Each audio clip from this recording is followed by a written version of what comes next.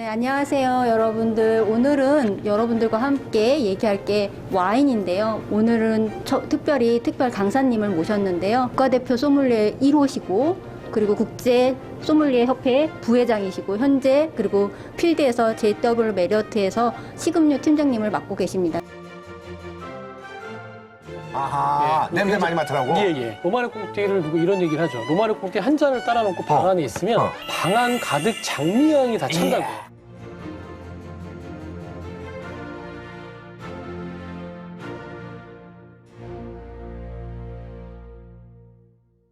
과연 소믈리에들이 일하는 마켓이 어디냐라는 거죠.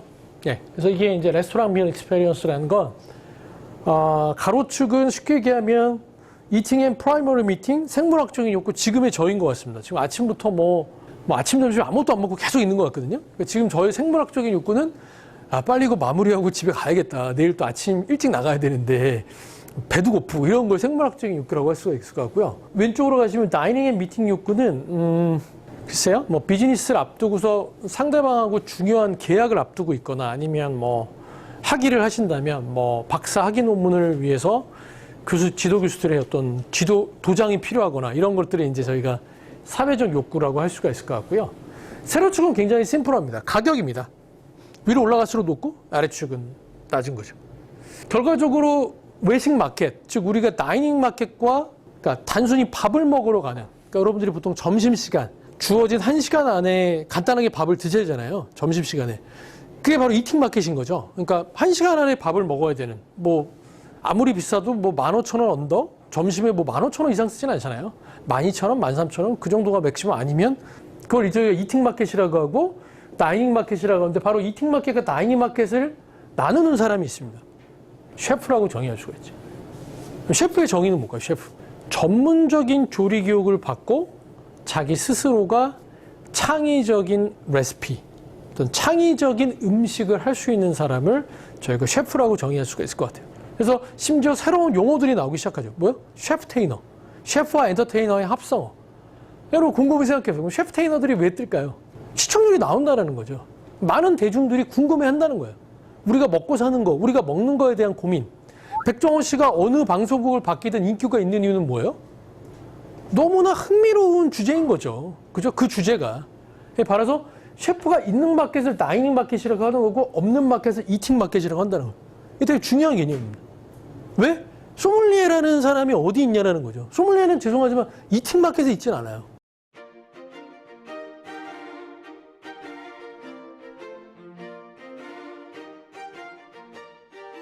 여기 물 좀 더 주세요. 이런 얘기 파인다이닝 가서 하면 안 되는 거죠. 만약 그런 얘기를 한다. 거기는 지금 파인다이닝 서비스를 못하고 있는 거예요. 물에 물잔이 3분의 1 정도 줄면 직원들이 알아서 물잔에 물을 따라줘야 되고, 손님이 뭔가 두리번거리면 뭔가 필요한 게 있다는 걸 캐치업해서 고객들한테 여기어란 소리가 있지 않아도 가서 서비스를 해드려야 되는 거죠. 그러니까 가격은 어떻게 돼요? 굉장히 비싼 거죠. 네, 바로 이어서 바로 여기에 들어가는 세그멘테이션이 바로 미쉐린 가이드인 거죠. 바로 파인 다이닝. 그리고 캐주얼 업스케일 다이닝이 제가 봤을 때 현재 지금 대한민국 서울에서 여러분들이 지인들과 만나서 가려는 곳이 바로 아마 캐주얼 업스케일 다이닝의 포지션이 되지 않을까. 즉 신사동 가로수길, 설해마을, 최근에 압구정도도 굉장히 상권이 다시 조금씩 가게세들이 싸지면서 권리금이 없어지면서 다시 좀 들어오고 있고, 삼청동, 가배동 이런 곳들, 홍대 이런 데가 바로 최근에 그곳에 가면 그곳에 셰프가 있어서 그곳에서만 차별화된 음식들을 맛볼 수 있고, 하지만 뭔가 내가 수트로 입고 가지 않은 되게 캐주얼한 복장을 갖고 입고서 갈 수 있는 곳. 그게 바로 캐주얼 업스케일 다이닝이지 않을까. 그래서 이게 별거 아닌 것 같지만 오늘 제가 여기 온 강연의 가장 주된 포인트입니다. 여러분이 개념을 잡으셔야 된다는 거죠. 과연 소믈리에 매니지먼트 오브 소믈리에라는 사람이 어느 세그멘테이션에서 현재 일을 하고 있는 것이냐. 네, 바로 여기 위상인 거죠. 누가 있어야 돼요? 이 셰프가 있어야 돼요. 일단은 1890년도쯤에 이 미쉐린 타이어 회사가 이제 설립이 되는데, 우리나라의 한국 타이어, 금호 타이어, 넥센 타이어가 있듯이 프랑스의 국민 타이어 회사고, 이 타이어 회사가 타이어를 만든 다음에 곰곰이 고민을 한 거예요. 어떻게 하면 타이어를 더 많이 팔 수 있을까? 그 고민에 대한 답이, 그 당시에는 기술이 발달하지 않아서 자동차가 있는 사람들이 일단은 경제적 소득이 제일 높은 사람들이었고 그들이 타이어를 바꾸러 오면 타이어를 바꾸는데 한 3, 4시간이 걸리는 거예요. 심심하잖아요. 그러니까 그때 미쉐리 형제가 프랑스의 여행 가이드북을 책으로 만들어가지고 나눠준 거예요.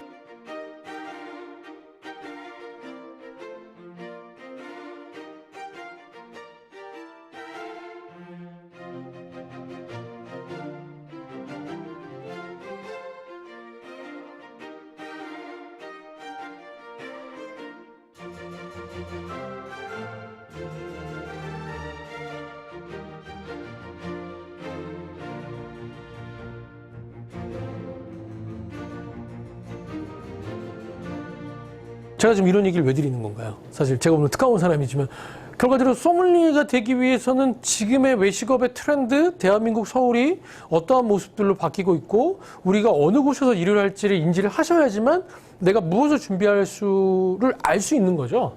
대한민국 서울이 5년 동안 이렇게 미쉐린 가이드에 대한 변화들이 있었다. 네이버가 또 이 미쉐린 가이드의 런칭과 함께 2016년도에 가만히 있질 않았습니다. 그전에서 준비하고 있던 테이블 예약 시스템을 굉장히 빠르게 퍼뜨리게 되죠. 왜 그럴까 한번 생각해 보세요, 여러분. 대한민국 서울에 사는 사람들의 패턴은 비슷할 것 같습니다. 일단 네이버에 그 레스토랑의 키워드를 치겠죠. 레스토랑 이름을 치겠죠. 그러면 그동안 갔다 왔던 사람들의 블로그를 리뷰하거나 원스타 레스토랑 이름을 친다, 로그인이 돼 있다, 그럼 예약 버튼이 바로 밑에 뜨죠. 예약 버튼 누르시고 시간 체크하시고 인원 체크하시면 시스템에 따라서 3만 원 선결제를 받는 데도 있고 아예 풀차지로 저녁 세트 메뉴를 풀차지 받는 데 그거는 레스토랑이 결정할 수 있습니다. 관리자 권한으로. 그렇게 예약 시스템도 같이 깔아버리게 되죠.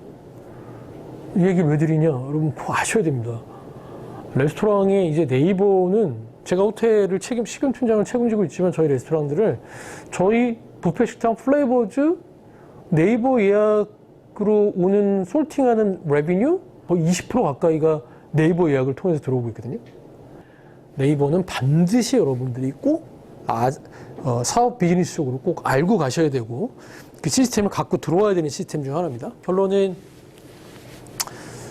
여러분들은 어떻게 느끼실지 모르겠지만 저는 지금 호텔에서 식음료를 책임지고 있고 또 소믈리에 출신이고 지금의 대한민국 서울은 굉장히 다이나믹하고 우리의 미식의 수준은 제가 봤을 땐 단언컨대 아시아의 어느 도시랑 비교해도 뒤처지지 않을 정도로 굉장히 빠르게 발전했다는 거죠.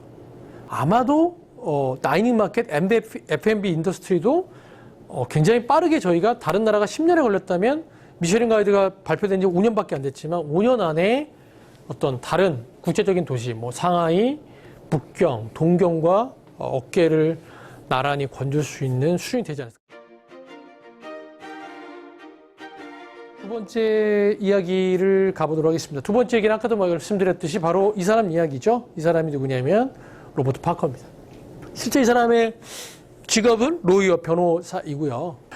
이 사람이 냈던 책 중에 The Greatest Wine Estate라는 말 그대로 파커가 생각했을 때 전 세계 최고의 와이너리들에 대한 책이었어요. 바로 그 The Greatest Wine Estate에서 로버트 파커가 그 책에 서문에 했던 얘기를 제가 발췌해 온 거예요. 한번 보죠. 위대한 와인의 조건. 무엇이 위대한 와인인가? 이는 와인업계에서 가장 논란이 많은 주제 중 하나이다. 예술작품이나 음악에 대한 평가와 마찬가지로 위대한 와인이란 매우 개인적이고 주관적인 판단이 아닌가. 물론 나 역시, 여기서 나는 로버트 파커입니다. 물론 나 역시 와인의 평가와 감상이 다분히 개인적이라는 데 동의한다. 그러나 예술작품이나 음악과 마찬가지로 와인의 품질에 대한 다수의 동의를 전제로 한다. 이게 무슨 얘기냐면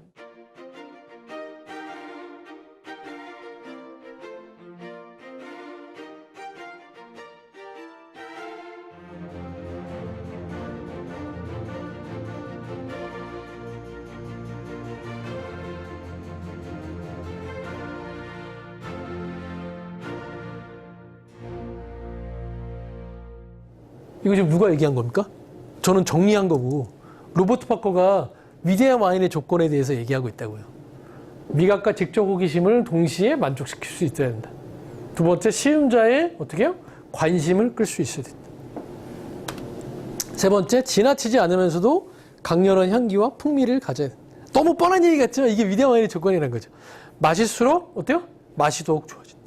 여러분 집에서 하는 데일리 와인 뭐 도스코파스 4,900원짜리 와인 셀러에 5년 두면 맛이 발전하나요? 아, 여러분 너무하잖아요. 4,900원짜리 와인을 셀러에 둔다고 그 맛이 발전한다면 그럼 5만 원짜리 와인을 살 필요가 없게요. 그거는 굉장히 대량으로 와인을 만들어서 정말 데일리 와인으로 먹는 거죠. 1, 2년 안에 먹는 와인인 거죠. 다섯 번째, 시간이 지나면서 진화한다. 독창적인 개성을 표현한다. 와인을 학습하는 프로세스는 어떻게 보면 다 똑같죠. 대동소이합니다. 어느 나라에 가서 와인을 봐도 다 똑같아요. 뭐예요?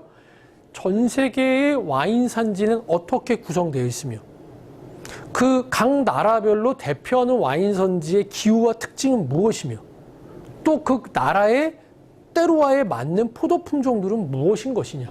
그걸로 끝이는 게 아니라 거기서 한 발짝 더 나아가서 그런 티어리를 통해서 인지한 다음에 그 와인들을 테이스팅해서 내가 팔리티도 인지를 하셔야 되는 거죠. 그래서 굉장히 저도 2000년부터 와인을 이렇게 접하기 시작했지만 하면 할수록 더 고개가 숙여지게 되고 와인을 결과적으로 이해한다는 게 그 와인을 만드는 사람의 역사, 문화, 철학까지 이해를 해야 되는 거기 때문에 그 안에 있는 것들은 굉장히 아마 많아지지 않을까 싶습니다.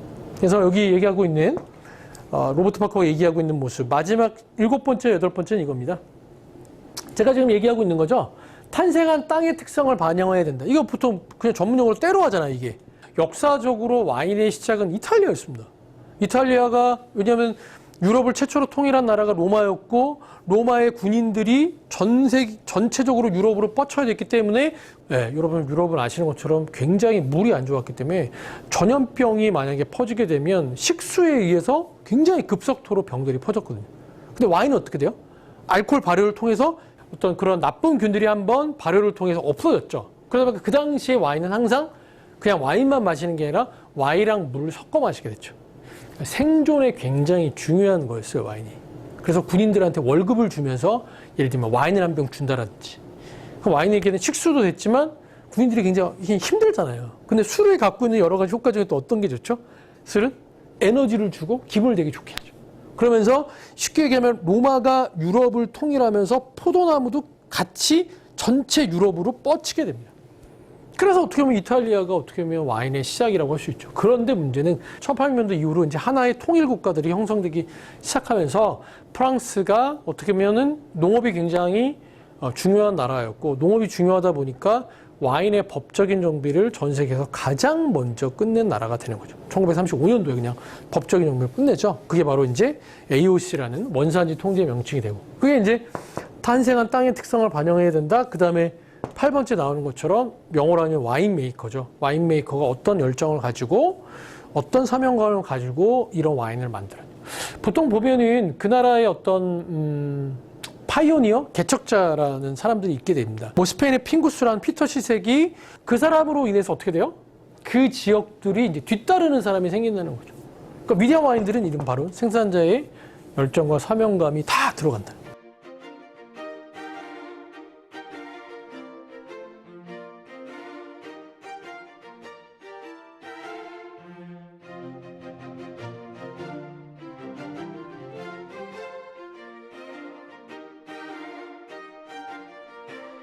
근데 저는 가장 좋을 때 뭐냐면 주문을 받은 다음에 그 테이블에 가서 와인을 딱 나이프를 꺼내서 오픈할 때 그때는 많은 사람들이 잠깐 집중해요. 무슨 와인 갖고 왔는지 궁금하기도 하고 와인을 잘 따나하는 그런 약간 이렇게 지켜보는 것도 있을 것 같고요. 그럴 때 제가 강조하는 게 뭐냐면 바로 이겁니다. 이게 뭘까요? 어떤 와인이 있으면 그 와인이 갖고 있는 스트렝스, 강점들을 저희가 그 와인을 오픈하기 전에 손님들한테 이야기하라 이거죠. 프레젠테이션 하라 이거죠. 왜? 손님이 나한테 집중한 시간이 글쎄요 한 30초에서 1분 정도? 뭐 샤또 그리오라로즈 2등급 와인이에요. 딱 2등급 와인이 앞에 있어요. 근데 손님이 그 와인을 시켰는데 이 소믈리에가 되게 과묵한 스타일이어서요. 테이블에 가서 아무말 안 하고 그 그리오라로즈를 따요. 그래서 손님한테 그냥 테이스팅 하시겠습니까? 괜찮아요. 좋은데요? 네. 서비스가 나왔어요. 두 번째, 이 소믈리에는 제 수업을 듣고 정확히 어떻게 이걸 얘기해야 될지 알아요. 와인 오픈하기 시작합니다. 그러면서 얘기를 해요. 고객님 이 와인은 프랑스 보르도 생줄리앙의 2등급 와인이고요. 이 와이너리는 프랑스 프로의 가장 좋은 산지 중에 하나이고 생줄리앵에는 11개의 그랑크루가 있는데 그중에 왕들의 와인으로 꼽히는 와인입니다. 막 스토리도 막 얘기하는 거죠. 왜 왕들의 와인이야? 돌아가신 노무현 대통령이 영국의 국빈으로 만찬을 갔을 때 엘리자베스 여왕이 바로 꺼냈던 그 와인이 바로 이 샤또 그리오라로즈고 이 와인 메이커는 어떤 사람이며 그다음에 미디어스콘 뭐요? 알고 있으면 이 WS는 와인 스펙테이터 좀 더 얘기할 거고 알피는 아까 좀 전에 얘기한 로버트 파커거든요. 이 와인은 예를 들면 로버트 파커 95점을 받은 와인입니다. 여러분 어떨까요? 첫 번째 아무 말 없이 와인을 먹은 거랑 두 번째 이렇게 굉장히 내가 와인을 곧 있으면 받는데 소믈리에가 그 와인에 대한 백그라운드적인 얘기들을 이렇게 풍부하게 해주고 먹는 거랑 훨씬 더 맛있게 느껴지겠죠. 이게 바로 소믈리에가 현장에 있어야 되는 이유인 거예요. 그러니까 그 차별화된 경험을 제공했을 때 그 손님은 우리 레스토랑에 어떤 생각이 드는 거냐면 저렇게 충분한 설명을 해주고 그 와인의 컨디션을 최고의 컨디션으로 맞출 수 있는 소믈리에가 있다면 만약에 백화점에서 내가 30만 원이지만 여기에서는 20만 원이 더 비싸도 그 값어치를 내고 먹는.